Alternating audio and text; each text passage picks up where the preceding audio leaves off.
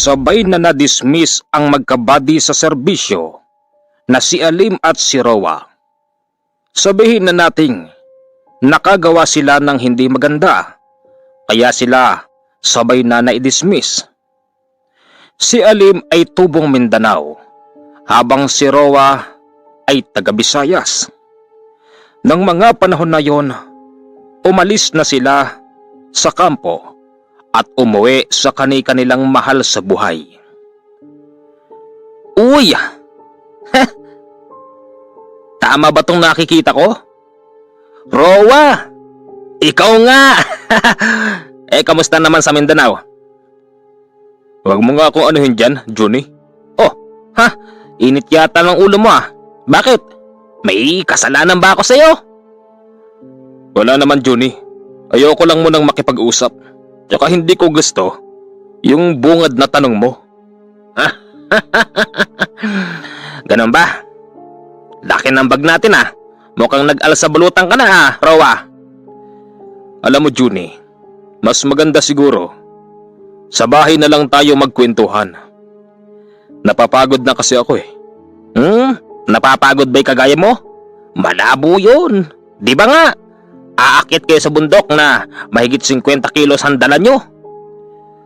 Ay nako, napakakulit mo, Johnny. Tara na nga sa bahay. Pagdating sa bahay, naitanong ni Johnny kung bakit napakaraming dala na gamit ni Roa. Kasi alam mo pare, hindi ka na matapang. Hindi. Wala na ako sa serbisyo. Oh, bakit naman? Di ba nga nung mga bata pa tayo, yun ang pangarap natin.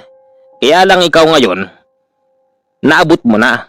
Ito ako, naglilingkod ako sa isang mataas na tao. Mataas na tao? Oo, kay Mr. Orbiso. Mayaman yung amo ko. Pustahan tayo, Roa. Mas malaki pa sweldo ko kesa sa'yo. Ganun ba? Oo. Buti ka pa. Anong buti pa ako? Bakit ikaw ba? Wala. Ano nga kasi? Wala nga. Huwag ka nga makulit dyan, Johnny. Bahala ka. Teka, parang malungkot yung mga mata mo at sinasabi ng mukha mo na wala ka ng trabaho. Oo, totoo yun. Hindi na ako sundalo. Dismiss na ako ngayon sa serbisyo. Sabi ko na nga be. Dahil sa naikwento niya ito kay Johnny, agad na kumalat sa kanilang lugar ang balitang si Roa hindi na raw sundalo.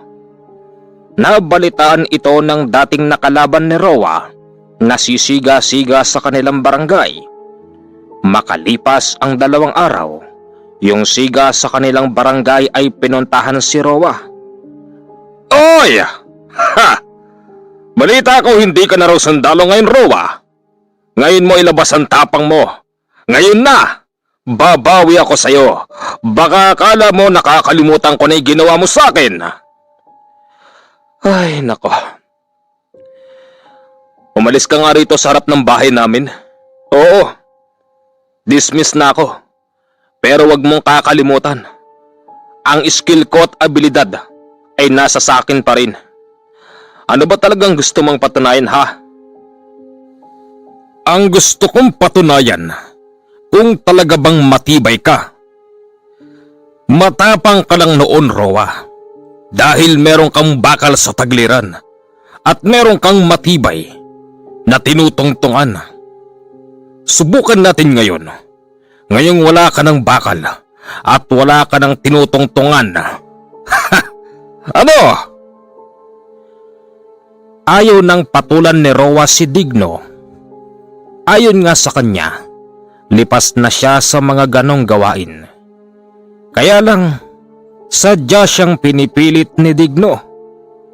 Nang tumalikod si Roa, agad siya nitong binato.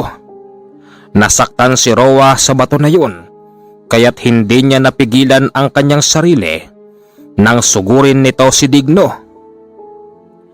Nagpalitan sila ng suntok sa muka hanggang sa bumulagta si Digno dahil tinamaan ito sa sikmura. Iuwi nyo na yan. Baka hindi lang yan ang magawa ko sa kanya. Uwi ka ni Roa. Dali-daling binitbit ng mga kasama si Digno at dinala sa ospital. Masyado raw kasing masakit ang tama nito sa sikmura. Baka raw kasi ikamatay niya. Nabalitaan ni Juni ang ginawa na yon ni Roa. Uy! Roa! Talaga nga namang hindi ka tinitigilan ni Digno, ano? Ewan ko ba sa baliw na yun? May pasabi-sabi pang may matibay lang daw akong tinutungtungan at meron lang daw akong bakal sa tagiliran, kaya lang daw ako matapang. O din nung mawala yun, pinagbigyan ko siya. Bulagta. Siguro naman tatanda na yun. Sana nga, Johnny. Ay, Johnny, baka naman meron tayong trabaho dyan. Doon sa amo mo, pasok mo ako. Sabihin mo, ex-military. Pasensya ka na muna kasi wala pang bakante. Lahat kasi nang nagtatrabaho doon, mga doon na tumanda. Oh, matanda na pala eh. Bakit hindi pa magretiro? Siguro mga 1 taon pa. Hindi bale. Makakayanan ko to. Sa ngayon, mahirap kumilos bilang isang sibilyan pero masasanay din ako.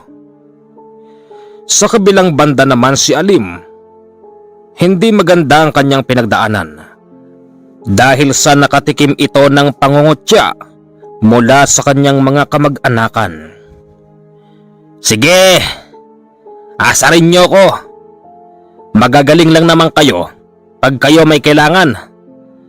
Kung isusumbat ko sa inyo, mga nagawa ko sa inyo nang kumikita pa ako ng tama, baka hindi nyo masikmura. Porke ba, wala na ako sa serbisyo, gaganyanin niyo ako. Sa bagay, diyan naman talaga lumalabas ang tunay na ugali ng mga tao. Dapat pala, iniisip ko nung mga panahong nasa serbisyo pa ako, dapat nag-ipon-ipon na ako, hindi yung buhos biyaya, bigay sa kamag-anak, sa kamag-anak, sa kamag-anak, sa kamag-anak, sa kamag-anak. Tapos ito ang igaganti nyo sa akin. Mga wala kayong utang na loob porke wala na akong maibigay sa inyo. Bakit? Kasalanan ba naming natanggal ka sa trabaho mo? Gagawa-gawa ka ng hindi maganda. Tumahimik ka dyan. Di mo alam kung anong hirap ang pinagdaanan ko. 2 araw ang lumipas. Ang amo niyang si Don Orbizo ay naghahanap ng mga taong matatapang. Johnny! Johnny! Ano po yun, Mr. Orbizo? Meron ka bang kilalang mga taong matatapang? Don Orbizo, lahat naman po kami rito matapang eh. Di ba kuya? Di ba? Bakit po ba? Ano po bang kailangan? Johnny, seryoso ako sa pagtatanong. Meron ka bang kilalang taong matapang? Para saan ho ba? Meron akong papupuntahan sa probinsya ng Samar. May ipakukuha kong importanteng bagay. Ang bagay na yon ay hinding-hindi ko makakalimutan dahil ito ang matagal ko nang inaasam na mapa sa akin. Don Orbizo, ano ho ba yun? Kung pwede niyong sabihin sa amin. Juni, halika nga ritong bata ka. Ano po ba yun? Masyado kang chismoso ha? Ayoko nang matanong ha? Opo, Don Orbizo. Ngayon, sagutin mo ko. Meron ka bang kilalang mga taong matatapang? Kung patungkol po dun sa kukunin sa bagay sa Samar, meron po akong kaibigan. Kababata ako pa. Matapang yun, sanay sa gamit. Sa gamit? Sa baril? Opo, dating militar. Aba, yan ang gusto ko. Umuwi ka. Hanapin mo ang taong yon. Dalhin mo siya rito. Ay, sige po. Agad na umuwi si Junie. Inabutan niya si Rowa na nagsisibak ng kahoy. Ay, Rowa! Oh, bakit? Gusto mo ng trabaho, di ba? Oo. Tara, sama ka sa akin. Oy, Junie. Baka illegal yan, ha? Hindi. Kailan ba ako gumawa ng illegal? Halika. Total ikaw ang pasok sa hinahanap ng boss ko. Boss mo? Oo. Kukunin akong bodyguard? Hindi. Basta halika na kasi. Magandang hapon ho, Don Orbiso. Magandang hapon. Pangalan? Rowa ho. Edad? 45. May asawa? Binata ho. May anak? Wala ho. May nanay?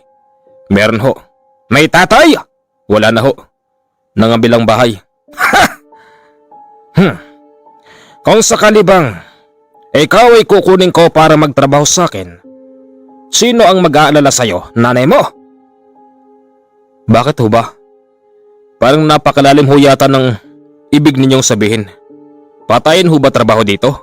Hindi naman. Sinisigurado ko lang para sa magiging benepisyo ninyo. Don Orbiso, tapatin niyo nga ho ako. Hindi na ako magpapaligoy-ligoy pa. Ikaw pala ay dating militar.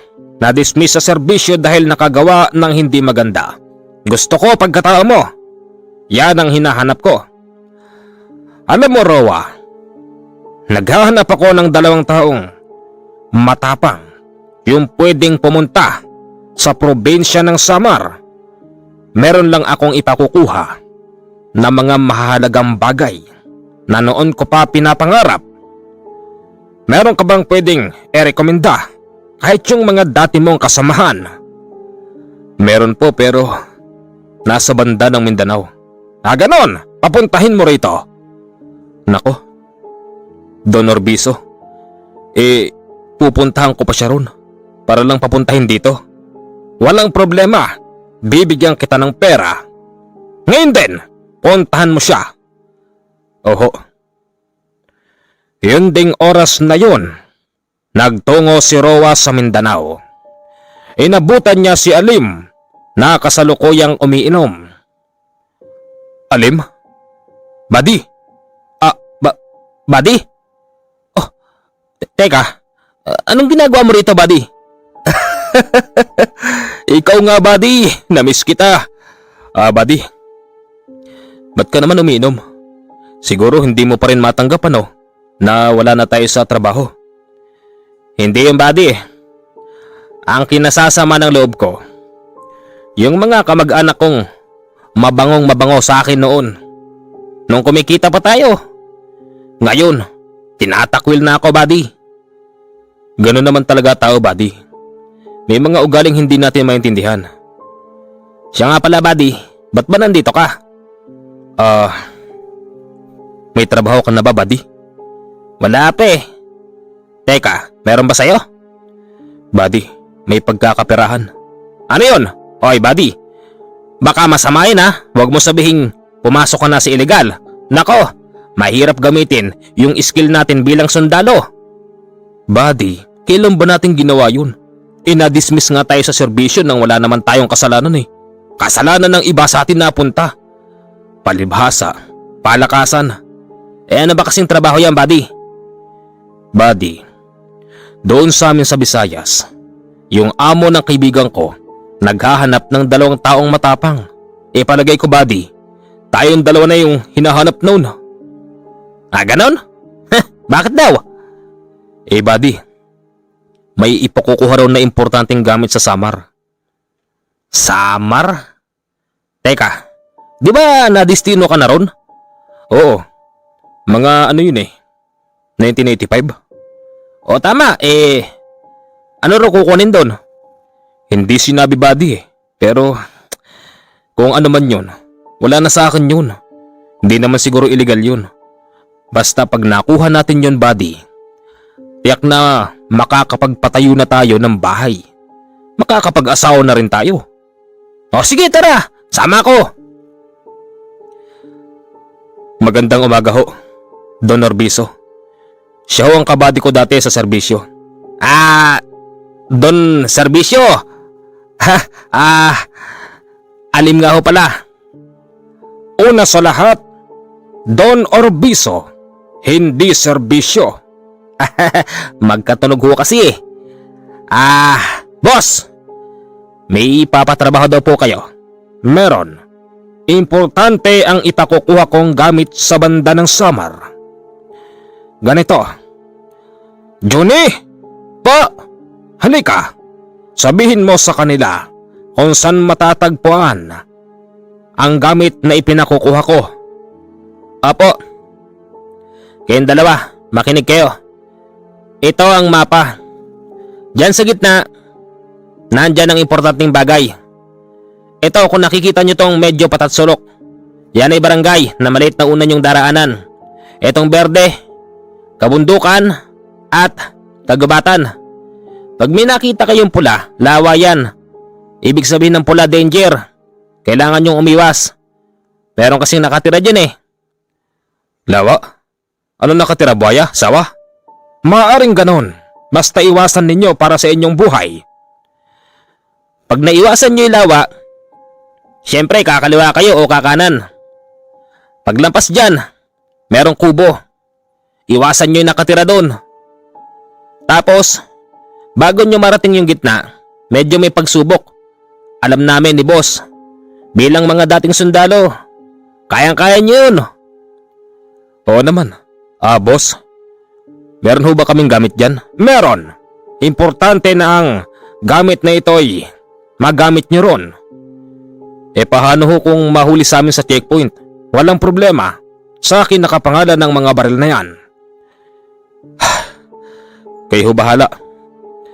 Siya nga pala, bibigyan ko kayo ng tagkakalahating milyon. Kalahating milyon? Pare, malaki na. Oo nga eh. Tagkakalahating milyon ang ibibigay ko sa inyong dalawa. Sa oras na makuha nyo ang importanteng bagay na ipapakuha ko sa Samar. Maliit na bagay lang yon. Kasing laki lang ng box na ito. Amo? Parang napaka-importante po niya na. Ano ho bang laman ng box na yan? Wag na wag niyong bubuksan. Kukunin niyo ito sa isang matandang nakatira sa puno. Nakatira sa puno?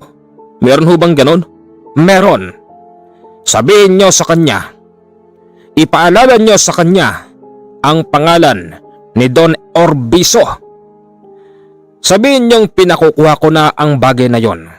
Pagkatapos nun, umalis na kayo. Umuwi na kayo rito. Siya nga pala, medyo malapit sa Beringan ang lugar na yon. Mag-iingat kayo para sa inyong buhay. Understood? Yes, boss. Yes, boss!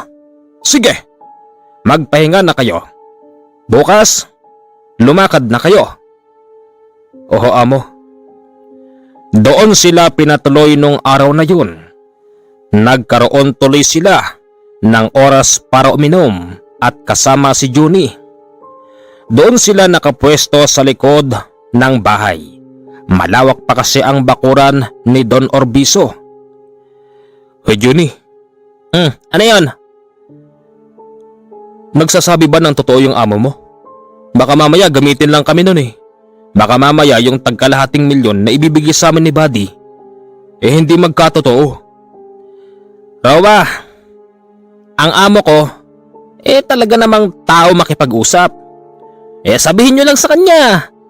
Baka kasi kailangan ninyo ng down. Down? Oo, para sa mga mahal nyo sa buhay. Pwede yun. Mabait naman yung amo ko eh. Parang Johnny. Matanong ko lang, gano'n ka na ba katagal dito kay boss? Nako, matagal na. simula nang pumasok kayo sa serbisyo. Yun din ang araw ng pagpasok ko rito kay Don Orbizo. Kung ganun, Junie, sinasabi mong talagang mapagkakatiwalaan yung amo mo? Oo naman, mabait yan. Sabi ko nga sa inyo eh. Humingi kayo ng down at bibigyan naman kayo niyan. Nakakuha sila ng impormasyon, dahilan kung bakit humingi nga sila ng down. Binigyan sila ng tag-100,000 piso. Malaking bagay na yun nung mga panahon na ito. Iniwan ni Roa ang pera na yon sa kanyang ina. Nagtataka naman ang kanyang magulang. Saan daw ba nito kinuha ang ganong kalaking pera? Nay, meron ho kasi akong bagong trabaho. Pero ito naman po'y nasa tama. Nay, delikado ho ang pupuntahan ko. Gamitin niyo ho ang perang yan para sa panimula ninyo. Kung sakaling di na ako makabalik ng buhay o di meron ho kayong pera. Hoy, Roa, ano bang pinagsasasabi mo, anak? Mas delikado pa ba yan sa pagsusundalo mo? Parang ganun din ho. Sige ho, inay. Kailangan ko na ho magpaalam. Mag-iingat ka, anak. Alam kong kaya mo yan. Marami ka nang pinagdaan ng laban sa Mindanao. Ngayon ka pa ba mahihirapan sa ganyang klase lang ng trabaho? Yan ang nanay ko. Talagang suportado ako. Sige ho, inay. Alis na ho kami. Sige, mag-iingat kayo. Habang sila'y nasa biyahe, napag-usapan ng dalawa. Ano kaya ang nilalaman ng box na yun? Tsaka isa pa, may biringan pa raw na sinasabi. Baliw yata yun? Uy, Alim, buddy, hindi baliw si amo. Totoo ang biringan. Totoo. Sabagay, nadistino ka na ron eh. Kaya alam mo. Teka, nakarating ka na ba sa biringan? Hindi pa. Hindi naman pala eh. Paano mo nasabing totoo? Kasi kung madedestino ko ron, tapos tanungin mo sa mga tao, bay para silang natatakot. Tsaka isa pa, lahat sila ayaw magkwento patungkol sa biringan. Kasi kapag ka raw binabanggit mo yung biringan, baka raw may lumabas na engkanto ron, kunin sila, ganun ba? Daming alam. Di totoo yun. Oy, buddy, wag mo ako mabibiro ng ganyan ha. Di ako naniniwala sa ganyan. Sa aswang manapa. Aswang? Oo. Di ba nga nung nasa serbisyo tayo meron tayong nakaengkwentro ng mga taong di yata tinatablan ng bala. Kaya nga tayo umurong, di ba? Ultimong yung official natin. Natakot, buddy, di ba? Oo. Sa Davao yun, di ba? Oo nga. Natakot eh. Kaya nga, palagay ko, totoo talaga mga aswang. Kaya, naniniwala ako ron, buddy. Malayo pa ba? Siguro, ewan ko. Napakatagal din ng biyahe. Ganun pa man, narating nila ang pupuntahan. Buddy, baka may NPA dito ah. Siguro. May bakal naman tayo eh.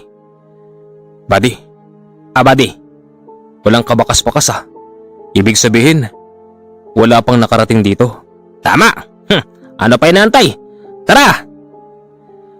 Madaling romansak ang dalawang magkabady papasok sa loob ng kagubatan. Habang nagtatagal, nararamdaman nila ang pagod. Ba't ganon, buddy? Di na yata ako sanay mamundok. Kailan lang tayo napahinga? Buddy, hindi na kasi tayo nakakapagpalakas. Kahit na, buddy, wala pang ilang buwan na. Ba't ganito? Buddy, para kasing nasanay na tayo sa buhay ng sibilyan. Hindi na tayo nakakatakbo sa madaling araw. Kung gumising tayo, tanghali na. Pagkakain, mahihiga, matutulog. Hindi katulad ng nasa serbisyo tayo. 4:00 pa lang gising na tayo. Nagpapalakas na. Kaya huwag kang magtaka kung hinihingal ka na. Ikaw nga itong lakas-lakas mo magyosi. Sabagay, buddy. Partida. Wala pang mahigit 50 kilos sa likod ko niyan. Tara na nga, buddy. Medyo nahihirapan sila sa pagransak sa loob ng kagubatan.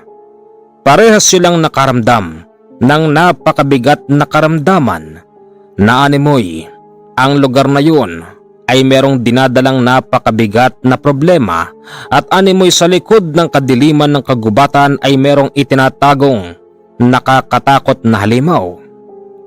Buddy, pahinga muna tayo. Buddy, bigat eh. Parang may kakaibang gravity rito. Parang pakawari ko sa likod ng dilim ng gubat na to kahit na araw. May nakatago yatang halimaw dito, buddy. Kaya nga eh. Alam mo, nung tayo dati namumundok pag nagpapatrolya tayo, ni minsan di ko naramdaman yung gantong pagod eh. Tsaka isa pa, marami ding sabi-sabi sa mga pinagpapatrolyahan natin na merong mga kakaibang tao. Kaya lang iba tong lugar na ito. Mukhang hindi lang yata kakaibang tao meron dito. Baka may halimaw dito, buddy. Buddy, kabisado kita. Tatawa-tawa ka lang pero ang totoo niyan, nangangatog ka na sa takot, ano? Paano ba namang di ka matatakot? Bit-bit natin, maikli. Iisa lang ang magasin, ilang putok lang to eh. Kaya nga eh, nagyayabang pa naman si Amo na kesyo nakapangalan daw sa kanya yung baril tapos di naman tayo binigyan ng mahaba. Totoo lang, pag ito lang din dala ko, kinakabahan ako eh. Paano kung merong 100 NPA dyan? Tatama ba tayo ng tigit-tigis ang putok na bala lang sa mga yon? Kahit na sabing tumama tayo, lugi pa rin tayo, buddy, di ba? Buddy, isipin mo na lang, walang NPA rito. Ang isipin mo na lang, hindi tayo mga sundalo. Paano kung mahalata tayo ng mga NPA? Kung merong NPA dito, buddy, tiyak na sasabihin naman ng boss natin, di ba? Sabagay, tara na nga. Tinignan nila ang mapa. Narating nila yung sinasabing lawa. Nagtuturoan pa sila kung kaliwa o kanan ang kanilang daraanan. Hanggang sa napagdesisyonan na kumanan na lang sila. Habang sila'y naglalakad sa gilid ng lawa, naririnig nila yung napakalakas na hampas sa tubig. Na animoy, may nakatira talagang buwaya o kaya malaking sawa. Buddy, dalian mo! Yan na! Nagtatakbo yung dalawa hanggang sa malampasan na nila ang napakalawak na lawa. Nakaramdam sila ng gutom kaya't naglabas sila ng isang supot na kanin at tigisang sardinas. Ano ba namang buhay to, buddy? Nung di na ako sundalo, eto pa rin. Sawang-sawa na ako sa gantong pagkain. Buddy, huwag ka na magreklamo. Sanay naman tayo sa ganito eh. Hindi bale, pag nakuha ko yung kalahating milyon ko kay Don Orbiso, kakain talaga ako sa Jollibee. Dadamihan ko, ubusin ko manok sa Jollibee. Talagang mahilig ka sa Jollibee, ano? Tara na nga. Buddy, ayon dito sa mapa, meron daw kubo rito. Baka may nakatira. Tara, makikain tayo. Nang marating nila yung kubo, sira-sira na iyon. Walang katao-tao at walang kagamit-gamit. Dire-diretso sila sa paglalakbay hanggang sa nakita nilang kaunti na lang matutunton na nila ang kakaibang puno na sinasabi ni Don Orbiso na doon nakatira ang matandang subject nila sa kanilang lakad. Isang oras pa ang lumipas ng kanilang paglalakbay. Nakakita sila ng kakaibang puno. Buddy, ito na yata yun. Shh, buddy. Dapa, buddy. Atras. Bakit? Dalian mo! Paghatak sa kanya ni Roa, maya-maya pa may dumaan na 10 lalaki. Nagulantang sila sa kanilang nakita dahil ang mga lalaki ay hindi basta tao ang itsura. Maiitim kasi ang mga yon. Matutulis ang mga kuko. Ganon din ang mga pangil at ang mga buhok nila ay parabang hindi na pinapaliguan sa loob ng mahabang panahon. Anong tao yan, buddy? Shh, kami ingay. Paglampas ng mga ito, tsaka pa lang sila lumabas. Akmang lalapit na sila sa kakaibang puno nang biglang may gumanon sa likuran. Pagtingin nila, nandun ang mga lalaking dumaan kanina. Oh, sandali! Huwag niyo kaming anuhin. Hindi kami lalaban. Hindi kami nagpunta rito para lang makipagpatayan sa inyo. Meron kaming importanteng lakad. Tama. Buddy, papangit na mga to ah. Baho pa. Sabihin na nating pangit at mabaho kami. Yon ang nakikita nyo sa amin. Ganyan naman kayong manghusga na mga dayuhan. Itatanong lang namin sa inyo, bakit kayo nandirito sa pader ng Biringan?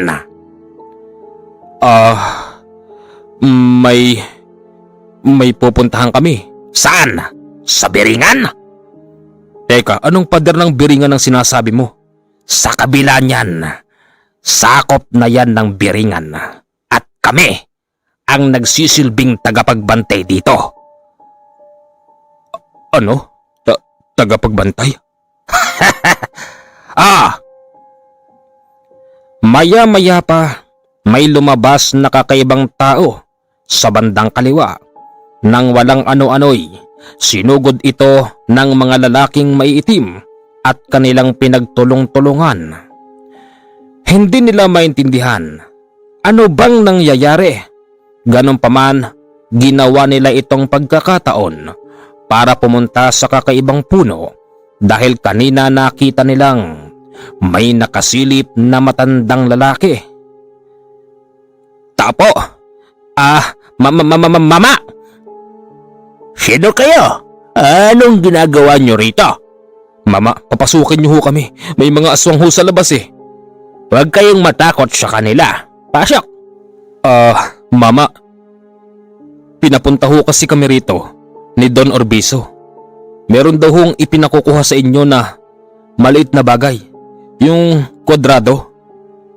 Ganon? Yun lang ba ang sinabi ni Orbizo? Yun lang ba ang pakay nyo rito? Oo, Mama. Teka, saan napunti nagkakagulo ron? Huwag kayong mag-alala sa kanila. Mga bantay ko rito yan. Sila ang madalas na naglilibot dito. Tinitignan nila kung meron bang mapapadpad na mga dayuhan. Haharangin namin para hindi na mapunta pa sa Biringan. Biringan? Tatang? Totoo ba yun? Totoo yun. Alim. Teka ho, paano nyo nalaman ang pangalan niya? Ikaw naman, Rowa. Hindi na ako bata. Marunong akong bumasa ng isip ng tao. Naman ako ito kay Canolesto. Mama. Hindi na ho kami kailangan pang magtagal dito. Akin na, pakibigay niyo ho sa amin. Anong hinihingi niyo kay Tandang Ison? Bakit nandiyan kayo? Nawala kayo kanina. Ano? Sagutin mo, Rowa. Maliit na bagay. Parang box lang yun eh. Pinapunta kasi kami rito ni Don Orbizo. Box baka mo? Hindi mo ba alam na yung pinakukuha sa'yo ni Don Orbizo na yon ay ginto? Nandyan sa loob ng Biringan yun. Nandyan! Kung pipilitin yung pumasok dyan, baka hindi na kayo makalabas pa. Kami at ng aking hukbo ay naatasang magbantay dito sa pader ng Biringan para bantayan kung may makakapasok bang mga ibang tao. Kami ang tagapigil sa mga engkantong kumukuha ng tao. Nakita mo ba yung pinagtulong-tulungan namin? Kung wala kami rito, natitiyak ko na lalin lang na kayo. Di ba, Tandang Ison? Totoo yun. tinalaga kami rito ni Canolesto para magbantay. Ang galing ninyo, natonton nyo ang aking bahay. Meron ho kasi kaming hawak na mape. Teka, kayo ay mga aswang kami, Rowa. Ho? Nanginginig sa takot noon si Alim dahil aswang pala ang kanyang kaharap. Hindi man halata sa itsura ng matanda, pero sa mga lalaking nagkalat sa paligid, mahalata mong aswang ang mga ito. Rowa, umalis na tayo. Mga aswang pala mga ito eh. Hinatak ni Alim si Rowa. Hindi nila alam, makakapasok na pala sila sa biringan. Ganon pa man, ginawa nila ang paraan para makuha ang dalawang sundalo, pero hindi sila nagtagumpay dahil sa bilis nilang tumalilis sa loob ng kagubatan. Anong ginawa ninyo? Hindi nyo nakuha ang dalawang sundalo? Hindi po. Lagot na. Hindi ito maaari. Walang kaalam-alam ang dalawa na sila'y napadpad na sa biringan. Ganun pa man, nakakaramdam na sila ng kakaiba. Matinding pagod ang kanilang naranasan, kaya't tinangka nilang magpahinga muna sa kakaibang puno. Ang punong yon ay napakaraming alitaptap. Nagliliwanag ang puno nang dahil sa alitaptap, agad silang nakatulog. Makalipas ang 3 oras, nagising si Rowa dahil siya'y kinakalabit at hinihimas ang muka ng isang napakagandang babae. Bumangon ka na. Halika. Ha? Gandang babae? Ito ang pinakamagandang babaeng nakita ko sa buong buhay ko. Halika. Nagugutom ka ba? Pagtingin ni Rowa kay Alim, nakita niyang ginigising din ito ng napakagandang babae. Sabay silang tumayo tapos sumama sa mga babae. Dinala sila sa isang napakagandang kubo at hinarap sa napakadaming pagkain. Lahat ng klase ng masasarap na pagkain nakita nila at hinarap sa kanila. Buddy, sarap nito, buddy. Magaling talaga si Don Orbizo. Di niya sinasabi, meron palang mga magagandang babae rito. Kung alam ko lang, buddy, kahit walang bayad, dito na ako, buddy, magtatrabaho. Dito na ako titira at dito na rin ako mag-aasawa, buddy. Mas masarap ang manok dito kesa sa Jollibee. Ingay mo, kumain ka ng kumain. Nakakahiya ka naman. Subo na walang mulat ang ginawa ng magkabadi. Kaya lang, kahit na matagal na silang kumakain, para bang hindi sila nabubusog. Napansin yon ni Rowa, kaya't humingi ito ng tubig. Ang ibinigay na tubig sa kanya, hindi kulay tubig, bagkus medyo kulay berde, na ayon sa babaeng kanyang kausap, ito raw ay nanggaling mula sa prutas. Nang tikman ito ni Rowa, sadyang napakatamis at napakasarap. Ganon din ang ininom ni Alim. Nabusog na sila nung mga oras na yon. Tapos nagsimula na ang butaktakan sa loob ng kubo.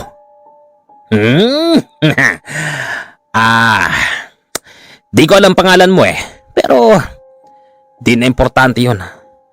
Mas importante yung nararamdaman kong galit ngayon. Anong galit? Basta, alam mo na yun. Ikaw naman.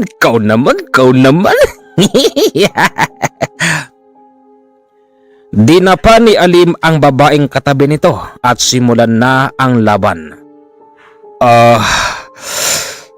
Hindi kita kilala pero nakaka-inlove ka. Alam mo, gusto ko magkaanak ng marami sa'yo. Tsako, nagwapo at magaganda ay magiging anak natin kasi ang ganda mo. Gwapo ko, matikas pa. Ano, laban na? Sige. Simula na rin ang butaktakan sa pagitan ni Rowa at ng magandang babae. Makalipas ang 10 minuto, kapwa nakatatapos na ang dalawang magkabady. Badi, ayos! Ano? Nadali mo? Oo naman, badi. Aba, parang diesel eh. Mentres gumigiling, aba, mas tumitibay. Ayun sa'yo. Badi, ibang klase. Alam mo, mas magaling pa siya sa ex ko. Paano, badi? Tara na. Saan kayo pupunta? Meron kasi kaming importanteng lakad eh. Babalik na kami ron sa matanda. Nang sabihin ni Rowan na babalik na sila sa matanda, nagbago ang ekspresyon ng itsura ng babae at bigla itong nagalit. Sinabi sa kanila na hindi raw sila pwedeng umalis. Kailangan daw muna nilang makilala ang mga magulang nila. Matapos daw kasi may mangyari sa kanila, hindi pwedeng basta na lang aalis. Buddy, siyempre, nadali natin sila eh. Diba? Dapat lang na ipagpaalam natin sila sa mga magulang nila. Magaling talaga si Don Orbizo. Meron na tayong kalahating milyon, may maiuwi pa tayo na magagandang asawa. Tara! Pagpunta nila sa sinasabing bahay, ikinagulat nila dahil napakalaking bahay nun. Puting-puti ang kulay. Sa labas pa lang nakikita nila yung mga gamit na purong gawa sa ginto. Ginto? Dami na ito ah. Anong gagawin natin dito, buddy? Akin na tong isa! Hoy, wag mong pakialaman yan. Buddy, di ka ba nagtataka? Saan? Buddy, sa gantong klase ng lugar, merong ganto kagandang bahay. Tapos tignan mo, puro ginto. Hindi ba tayo nung nasa serbisyo pa? Pag ganto kaganda bahay, tiyak na papasukin ng mga rebelde. Lahat ng pwedeng ibenta at pakinabangan kukunin ng mga yun. Ang lugar na ito kung titignan mo, wala namang kabantay-bantay. Sila lang ng mga magulang niya ang tao rito. Di ka ba nagtataka, buddy? Wala akong pakialam doon, basta akin tong isang to. Uuwi ko to, buddy. Ibebenta ko to. Lumapit sa kanila ang magulang ng dalawang babae. Magkapatid pala ito, pero magkaiba ang nanay. Maya-maya pa, kinausap sila noon at sinabing, "Kayo pala ang naiibigan ng aking dalawang anak. Ako'y hindi tumututol sa maaaring maging bunga ng inyong pagmamahalan. Iginagagalak ko kayong makilala. Bago kayo umuwi, gusto kong maikasal kayo ngayon." Ngayon na ho? Oo, ngayon na. Ngayon na mismo. Magpapatawag ako ng pare. Walang problema doon, tatay. Magpapakasal ako sa maganda mong anak. Pagkatapos ng kasalan, uuwi kami sa Mindanao. At merong bitbit na maraming ginto at maraming pera. Gusto kita, Alim. Yan ang gusto ko, na mapapangasawa ng aking anak. Yang mga binulsa mong gintong bato, sa'yo na yan. Sige, marami pa dyan. Marami pa. Bibigyan ko kayo ng maayos na buhay.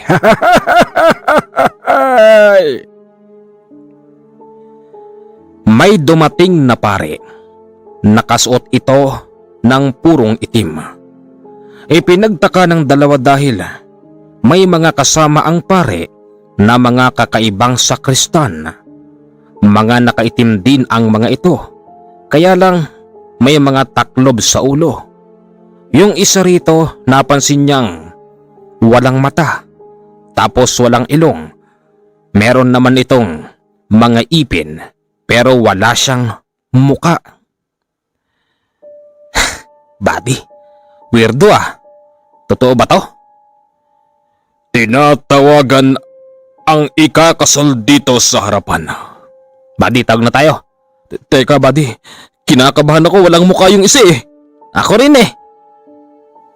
Kayong mga ikakasal, tinatawagan kayo dito sa harapan. Dalian nyo para masimulan na ang kasalan. Hinatak sila ng kanilang mapapangasawang dalawang babae. Paglapit nila sa pare, nagtanggal ito ng saklob sa ulo. Maniwala kayo o hindi, ang nakita nilang itsura ng pare ay nakakatakot na demonyo. Nagsigawan yung dalawa hanggang sa sila'y nag-akapan.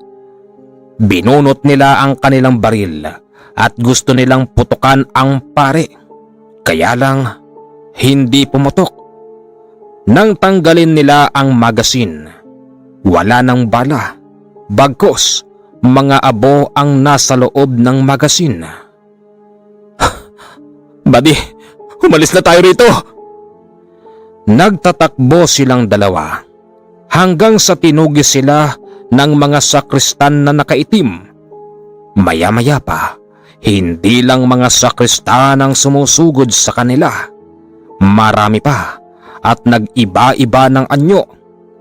Sa kanilang tatakbuhan, nakita nila si matandang Ison at ang kanyang puwersa at may kasama rin silang lalaking nakasuot ng sandong puti. Sinalubong ng nakasando yung mga sakristan na nakaitim na papalapit sa kanila. Sabay-sabay nagtumbahan ang mga sakristan na nakakulay itim at ang iba pa yung mga nagpulasan. Madali kayo! Dalian nyo! Wika ni matandang Ison. Ang dalawang yon ay hindi nila alam. Wala silang kamalay-malay na sila'y napadpad na pala sa bandang bungad ng biringan. Mapalad pa rin silang dalawa dahil hindi nila napasok yung kaloob-looban dahil tiyak na hinding-hindi na sila makakalabas doon kung hindi sila susunduin ni Kanole. Tandang Ison, paano sila nakapasok?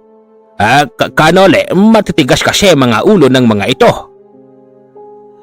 Andito ka na naman, Nolesto. Ano na namang ginagawa mo rito, Nolesto? At ikaw na naman din. Ayos nagkakasal ka pa. Hindi bagay sa'yo.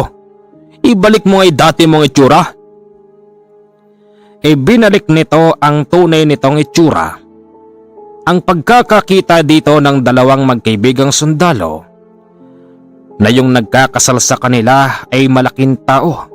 Mahaba yung tenga tapos tad-tad ng balahibo yung muka. Sinabi sa kanya ni Kanole na tigilan ang dalawa dahil kailanman hindi na sila makakakuha pa ng tao para patirahin sa biringan. Walang nagawa ang mga ito nang tuluyan na silang nakalabas. Maya-maya pa, nakarating na sila sa bahay. Kayong dalawa, ano bang sinadya niyo rito ha? Napadpad na kayo sa biringan, hindi niyo pa alam? Mama, Nole ang pangalan ko. Mamang Nole, kasi inutosan kami rito Malay ba naming may ganyan pala rito? Meron talagang ganito rito, buddy. Di ba sinabi ko naman sa'yo? Kaya lang ang problema, di ko alam na biringan na pala yun. Siya nga ho pala, Mamang Nole. Inutosan kami ni Don Orbiso na pumunta rito dahil may pinakukuha sa amin na isang box na hindi namin alam kung anong laman. Ginto yun! Ginto ang laman! Ginto? Ginto. Hindi rito sa akin nakukuha yun. Diyan sa banda dyan. Makukuha nyo ang gintong yon kung nakapagpakasyal kayo sa dalawang nagpapanggap na magandang babae. Nagpakasal na nga ho kami. Kaya lang ho naudlot dahil nakita namin yung itsura nung pare tapos nung mga sakristan. Ganun ba? Sinusubo ni Don Orbiso ang inyong buhay. Yon ang totoo, mga bata. Kung ako sa inyo, umuwi na lang kayo. Uwi! Teka lang, buddy. Di ba mga tao na to'y mga aswang sila? Baka kainin tayo ng mga ito. Hoy, umayos ka nga. Isa akong albularyo. Oo, aswang sila. Pero hindi sila yung mga aswang na kumakain ng tao. Sila'y inatasan ko magbantay dito sa pader ng biringan para walang makalusot Kaya lang dahil sa sobrang kulit niyong dalawa, pinilit niyong makapasok. Kung hindi namin kayo pinuntahan, tiyak na hindi kayo makakalabas. Ganun ho ba? Kada ko pag sinabing aswang kumakatay at kumakain ng laman. Yung iba yon, hindi kami yon. Tandang Ison, meron bang matutulugan dyan? Meron naman. Pwede bang magpahinga muna ako? Napalabang kasi ako sa kabila Napadaan lang ako rito. Sige Kanole, magpahinga ka na. Kinabukasan ng umaga, sabay-sabay silang pumunta sa lugar ni Don Orbizo. Pinayuhan sila ni Kanole na ganito ang gawin. Kayong dalawa, sabihin nyo sa kanya na ibigay ang pangako. Pero wala kayong ibibigay na ginto. Tama lang na kunin nyo yun. Yung perang sinasabi niya dahil sinugal nyo inyong buhay Tama. Kunin natin yung body. Kung di dahil sa taong to, baka wala na tayo Subukan niyang hindi ibigay. Makakakita siya ng galit ng isang sundalo. Nang marating nila yung bahay ni Don Orbizo, agad silang sinalubong ni Juni. Marami itong tanong kung nakuha ba nila ang pinakukuha ni Don Orbizo.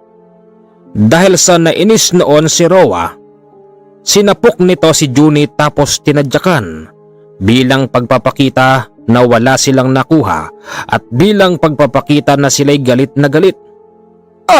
Nandito na pala kayong dalawa. Di ko akalain na uuwi pa kayong buhay. Ay, Don Orbizo, nilalagay mo pala sa alanganin ng buhay namin, ha? Anong sinasabi mo? Huwag ka na magkunwari. Biringan pala'y pupuntahan namin. Buti na lang dahil merong mga nagbabantay doon na aswang. Sino ka? Ha?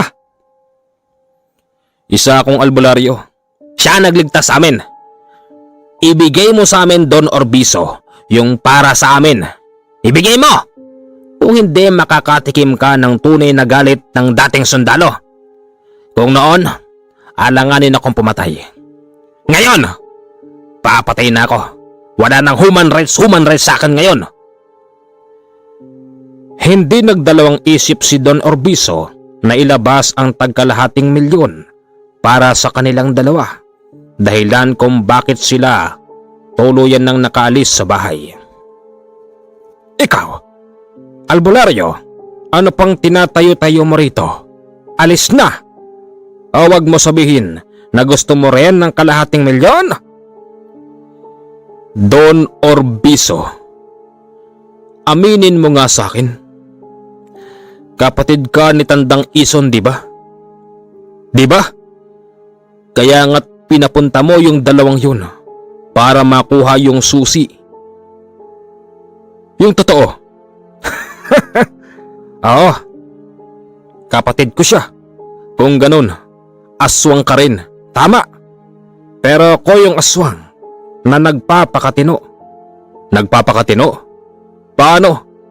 Sinusubo mo yung buhay ng dalawa. Don Orbizo, bilib naman din ako sa'yo. Napakagaling mong magbalat kayo at ang dami-dami mong tagapagbantay. Para saan to?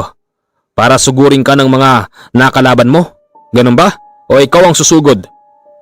Bakit ba ang dami mong tanong? Ha? Umalis ka na o kailangan mo ng pera? Hindi ko kailangan ng pera.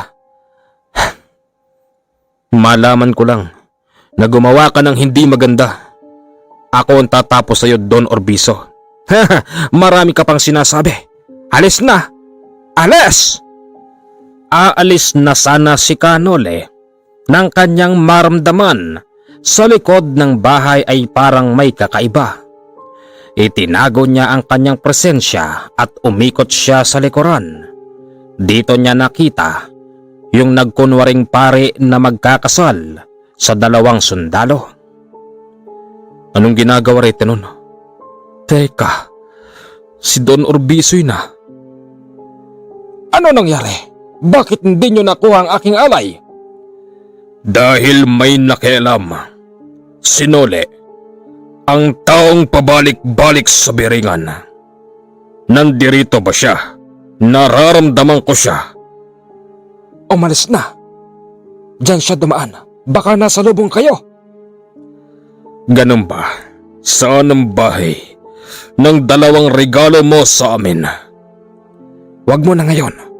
Dito lang kayo. Kukuha tayo ng tiyempo. Makukuha nyo ang regalo ko sa inyo.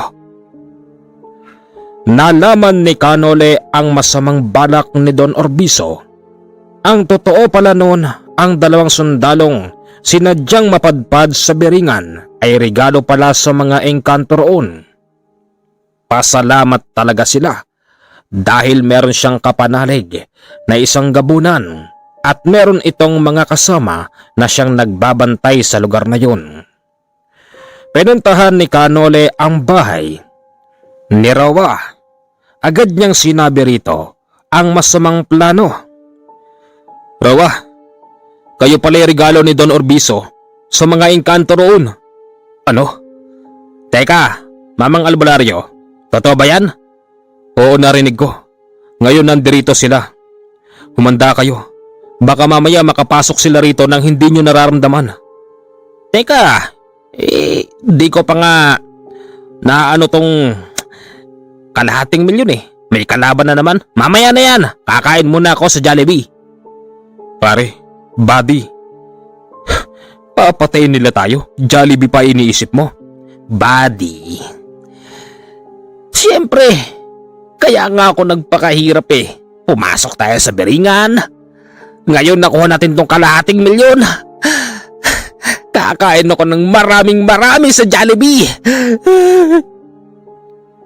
Inaakap-akap pa ni Alim yung pera niyang nakalagay sa plastik.